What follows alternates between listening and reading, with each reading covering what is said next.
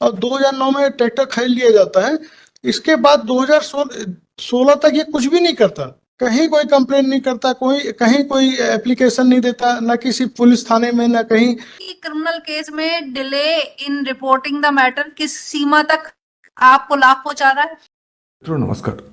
आज मैंने एक वीडियो देखा जिसमें माननीय हाईकोर्ट के समक्ष एक विद्वान अधिवक्ता महोदय अपने वकील का पक्ष रखते हुए कह रहे थे कि शिकायतकर्ता ने यह कंप्लेंट केस बहुत देर से दर्ज करवाया है, जबकि उसे इस घटना की जानकारी शुरू से ही थी और उसने ये शिकायत सीआरपीसी की धारा 190 के तहत दर्ज करवाई है, जबकि उसे ये शिकायत सीआरपीसी की धारा 200 के तहत दर्ज करवानी चाहिए थी। ये कंप्लेन 190 में तो कंप्लेन फाइल ही नहीं होती, 190 में तो मजिस्ट्रेट को कॉग्निजेंस लेना होता है। वो सेक्शन ही गलत है। 190 में इन्होंने कंप्लेन केस फाइल किया, जबकि कंप्लेन केस 200 में फाइल होगा। 190 में तो मजिस्ट्रेट कॉग्निजेंस लेते हैं, क्योंकि धारा 190 में तो मजिस्ट्रेट द्वारा संज्ञान लिया जाता है, न कि शिकायत दर्ज होती है। तो इस संबंध में क्या वाकई वकील साहब की बातों में सच्चाई है या नहीं, और कानून इस पर क्या कहता है, इस पर आज की ये चर्चा प्रस्तुत है। तो जैसा कि हम जानते हैं, अपराध की शिकायत करने के लिए कोई समय सीमा या लिमिटेशन नहीं होती है और अपराध की शिकायत कभी भी की जा सकती है। और इस पर शिकायतकर्ता से कोई ये नहीं सवाल कर सकता है कि जब पहले ही तुम्हें अपराध की जानकारी थी तो उसी समय क्यों नहीं बताया, और अगर नहीं बताया तो अब तुम्हारी कोई सुनवाई नहीं होगी। यानी अपराध की सूचना और शिकायत कभी भी की जा सकती है, क्योंकि अपराध से सिर्फ कोई एक व्यक्ति ही नहीं प्रभावित होता है, बल्कि उसका प्रभाव पूरे समाज पर पड़ता है। इसलिए ये बहुत जरूरी है कि कोई अपराधी अपराध करके बचना नहीं चाहिए। जिस प्रकार विधिशास्त्र का ये सिद्धांत है कि चाहे 100 अपराधी छूट जाएं लेकिन किसी निर्दोष व्यक्ति को सजा नहीं होनी चाहिए, उसी प्रकार ये भी जरूरी है कि कोई अपराधी अपराध करके बचना नहीं चाहिए। इसीलिए अपराधी के अपराध को सभी संदेहों से परे साबित करना पड़ता है, तभी उसे सजा होती है, नहीं तो उसे संदेह का लाभ देकर बरी करना पड़ता है। आपराधिक विधि में विलंब के संबंध में कुछ नियम बाद में बनाए जरूर गए हैं, लेकिन वे कम गंभीर अपराधों पर लागू होते हैं और उनमें बहुत से अपवाद भी पाए जाते हैं। इसलिए किसी को यदि किसी अपराध की जानकारी है तो डरना नहीं चाहिए, संकोच नहीं करना चाहिए, बल्कि उस अपराध की शिकायत जल्द से जल्द पुलिस को देनी चाहिए। यदि पुलिस कोई कार्रवाई नहीं करती है तो उस अपराध की शिकायत सीधे कोर्ट में जाकर मजिस्ट्रेट से भी की जा सकती है। इसके लिए अधिवक्ता से मदद लेनी चाहिए और निश्चित रूप से कोर्ट में सुनवाई होती है और अपराधी को सजा भी मिलती है। अपराध की सूचना नहीं देने के कारण अपराधी का क्या होता है कि मनोबल बढ़ जाता है और वह बार बार अपराध करने लगता है। इसलिए जनहित में भी ये बहुत जरूरी है कि किसी अपराध की सूचना भले ही विलंब से प्राप्त हो, पर उस पर सुनवाई जरूर होती है। विलंब से क्यों सूचना दी गई है, इसका फैसला तो कोर्ट में होता है और उस विलंब के कारणों पर विचार किया जाता है और ये देखा जाता है कोर्ट में कि कहीं जानबूझकर फंसाने के लिए तो सबूत गवाह तैयार करके खूब सोच विचार करके कोई झूठा केस तो नहीं दर्ज करवाया जा रहा है। और जब इस तरह से ठोस सबूत मिलता है तभी अपराधी को सजा होती है। और दूसरी ओर यह भी है कि झूठा केस दर्ज करवाने वाले के खिलाफ भी सजा का प्रावधान है। तो उस वीडियो से जरूर देखें और कानून के बारे में कुछ सीख प्राप्त करें। 2009 की परचेजिंग है और 2009 में ट्रैक्टर खरीद लिया जाता है। इसके बाद 2016 तक ये कुछ भी नहीं करता, कहीं कोई कंप्लेन नहीं करता, कहीं कोई एप्लीकेशन नहीं देता, ना किसी पुलिस थाने में, ना कहीं। और ये 2016 में अचानक से एक कंप्लेन फाइल करता है कि 2009 में जो ट्रैक्टर खरीदा गया था वो पुराना ट्रैक्टर खरीद लिया गया था और पैसे का गबन किया गया कि 2009 में जो परचेजिंग हुई, इसको उसी दिन से इस बात की पता थी कि क्या परचेजिंग हुई है, सही गलत जो भी। ये 2016 तक बैठा रहता है और 2000 इस बीच में ये कहीं किसी पुलिस ऑफिसर के यहाँ कोई रिपोर्ट नहीं करता है। देखो क्रिमिनल ट्रायल में कितना आप उस पे ये कंप्लेन केस है सर, ये कंप्लेन केस है। कंप्लेंट केस भी तो क्रिमिनल ट्रायल बन गया। मैं मान रहा हूँ, लेकिन आप ये भी तो देखें, तो समझ के बताइए मुझे कि क्रिमिनल केस में delay in reporting the matter किस सीमा तक आपको लाभ पहुंचा रहा है? मैं कह रहा हूँ मुझे फांसी पे लटका दीजिए। तो मैंने सारे फाइल किए सर। आप जानिए, मुझे कम से दिख रहा है। मैंने सारे ही फाइल किए हैं। ये कंप्लेन देख लें साहब, ये जो मैंने कंप्लेन लगाई है इसके साथ में। अभी क्या उनको सुने बिना डिसाइड करेंगे क्या? जी नहीं, ये पेज नंबर 18 में देखे मैंने कंप्लेन। डिवीजन को उनको सुने बिना डिसाइड करेंगे? नहीं नहीं ठीक, मैं इंटरिम रिलीफ के लिए निवेदन कर रहा हूँ, क्या इंटरिम रिलीफ? स्टे के लिए, फर्दर प्रोसीडिंग में काइंडली स्टे। उससे क्या होना है? जी, उससे क्या होना है? चार्जेस चार्ज लग गए हैं सर, और आगे आगे जाकर के प्रोसीडिंग कंप्लीट हो जाएगी। एक ही एविडेंस प्रोसीडिंग की आप एक नोटिस नहीं सर्व करा पाएंगे और पूरा ट्रायल खत्म हो जाएगा। मतलब दोनों का कोई नोटिस- बैलेंस तो देखिए ना, सर, एक आपको नोटिस सर्व कराना है, उधर पूरा ट्रायल रखा हुआ है, 10 ही सर गवाह। नोटिस सिर्फ एक ही, ये कंप्लेनेंट ही एकमात्र गवाह है। आप कंप्लेन तो देखे साहब, 1 मिनट में क्लियर हो जाएगा। ये 2009 की परचेजिंग है।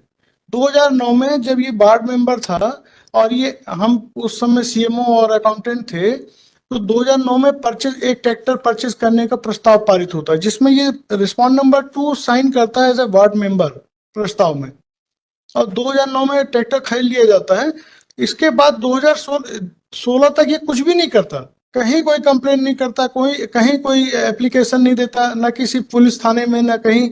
और ये 2016 में अचानक से एक कंप्लेन फाइल करता है कि 2009 में जो ट्रैक्टर खरीदा गया था वो पुराना ट्रैक्टर खरीद लिया गया था और पैसे का गबन किया गया था।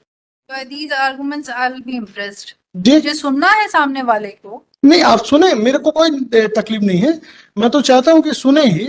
मेरा सिर्फ इतना सा निवेदन है कि इस पॉइंट को देखें कि 2009 में जो परचेजिंग हुई, इसको उसी दिन से इस बात की पता थी कि क्या परचेजिंग हुई है, सही गलत जो भी।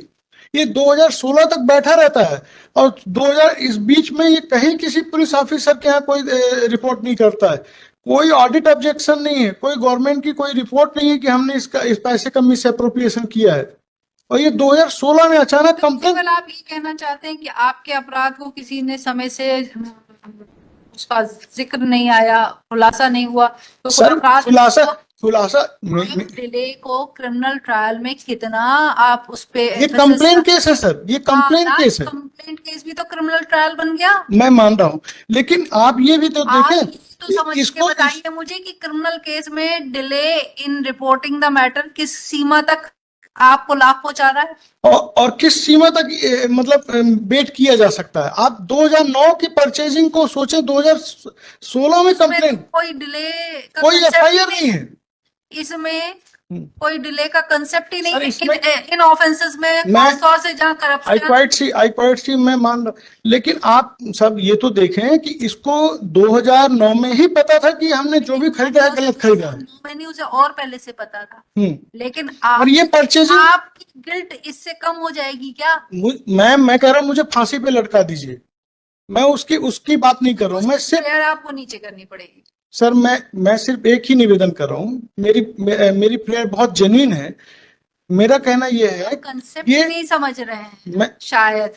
मेरे हिसाब से आप इस पे नहीं जा रहे कि मेरा एक्ट क्या है, आप इस बात पे बात नहीं कर रहे कि सर मेरा कोई रोल उसमें था भी कि नहीं मेरा था। आप केवल ये कह रहे हैं कि उसको 2009 से पता था, उसने 2016 में सर कंप्लेंट की। उसे 2009 में पता हो चाहे उसे 2001 में पता हो, अगर आपके द्वारा अपराध कार्य किया गया है, वो भी इस तरीके का कॉग्निजेबल और पनिशेबल जो LI तक आ रही है वहां पे, जी आप उसके लिए, जब इसी में दिया हुआ है, कोड में ही दिया हुआ है कि इसके लिए कोई पीरियड ऑफ लिमिटेशन तो है नहीं।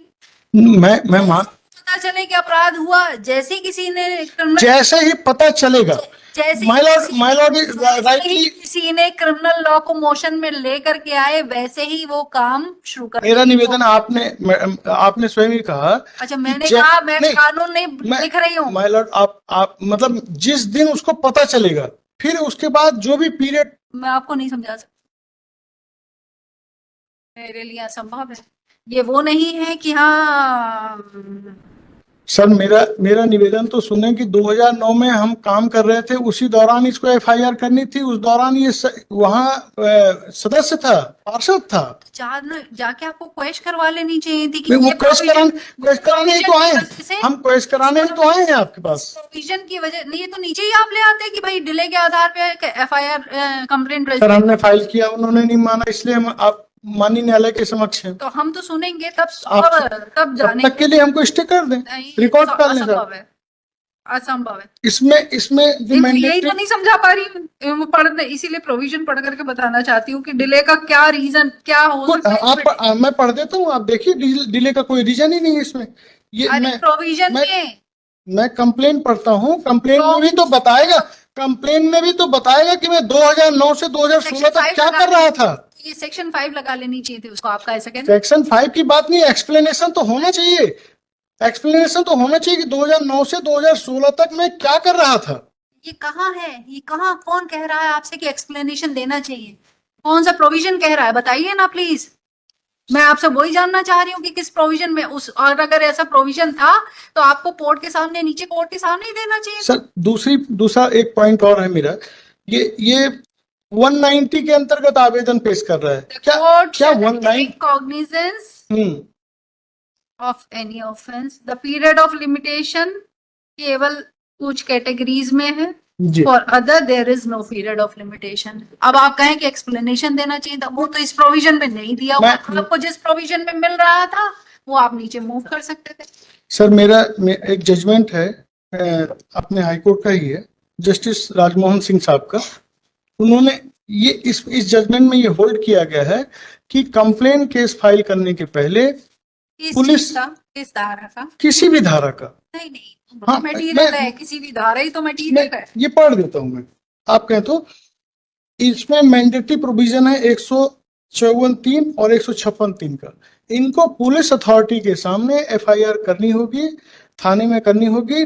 नहीं कॉग्निजेंस लिया जाता तो एसपी के पास जाएंगे, और एसपी के पास नहीं जाते हैं तो फिर then they file the complain, otherwise complain not maintainable.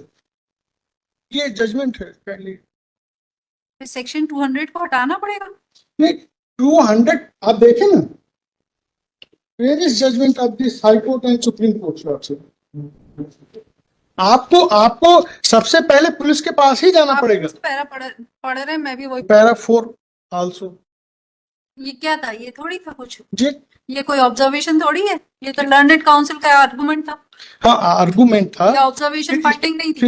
इसको कोर्ट ने ऑब्जर्व भी किया और judgement has passed the order of the trial court. बहुत ज्यादा आपको समझाने की मेरी आप कुव्वत तो नहीं बची।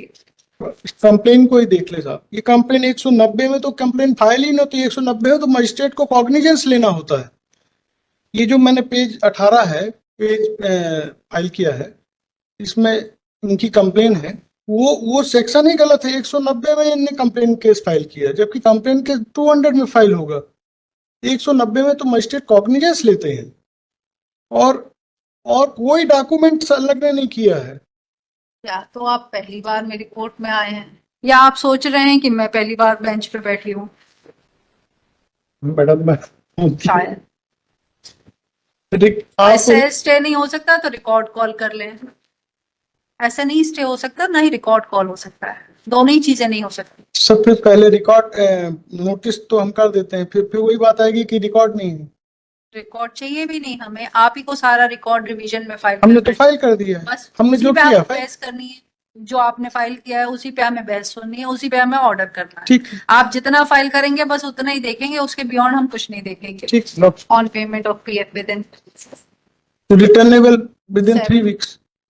7 days notices be issued to respondents through RAD mode, returnable within 3 weeks. List the matter thereafter. Returnable date में kindly fix lordship। 3 weeks.